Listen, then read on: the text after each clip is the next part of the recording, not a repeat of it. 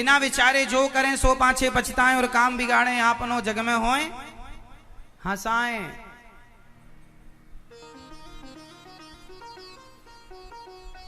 इसलिए विचार जरूरी है।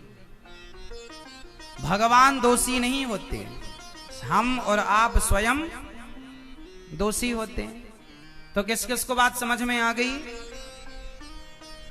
भगवान ने हम सबको बुद्धिमान बनाकर समझ देकर के स्वतंत्र किया है।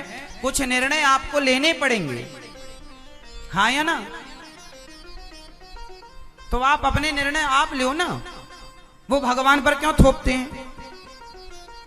आपके पास तो अक्ल है ना। अब दुर्योधन ने भरी सभा में द्रौपदी के कपड़े उतरवाए। अब ये भगवान की इच्छा के बिना कुछ नहीं होता, तो क्या द्रौपदी की लाज भगवान थोड़ी उतरवा रहे हैं? भाई दुर्योधन के पास अक्ल थी, उसे पता था क्या सही है क्या गलत है, फिर भी देखो उसने अपने पद का दुरुपयोग किया। अब मैं जुआ जीत गया हूं, अब ये दासी हो गई है तो कपड़े, अरे दासी हो गई है तो तुम दासी के कपड़े उतारोगे?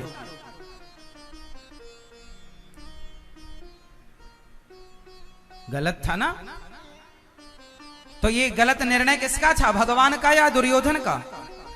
इसमें जिम्मेदार भगवान। द्रौपदी की लाज दुर्योधन ने लुटवाई, तो इसमें अपराधी कौन, भगवान अपराधी या दुर्योधन? भाई जो करेगा वो ना भरेगा। तुम्हारे पास अक्ल है, सही गलत का समझ है, तो अपना लो ना निर्णय। भगवान दोषी थोड़ी हो जाएंगे। अब सीता मैया को रावण लेकर चला गया, भाग गया, तो आप कहो कि नहीं जी भगवान की मर्जी के बिना पत्ता नहीं हिलता, तो भगवान राम थोड़ी रावण से फोन लगाए थे कि भैया आजा। भाई रावण बुद्धिमान था। रावण कैसा था? बोलो रावण बुद्धिमान था या नहीं? बोलो हाँ जोर से।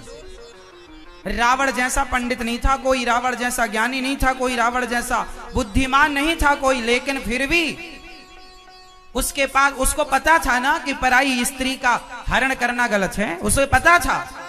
जब पता था तो भैया तुमने क्यों किया? वो किया तो सर्वनाश होगा तुम्हारा, भोगो। कोई पानी देने वाला नहीं बचा, रहा ना को कल रो बनिहारा।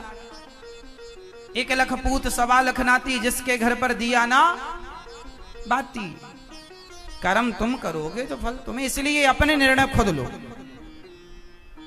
कोई निर्णय ना, और दोष भगवान को ना बोला करो भगवान ने किया। भगवान ने तुम्हें पावर दे रखे है ना सब।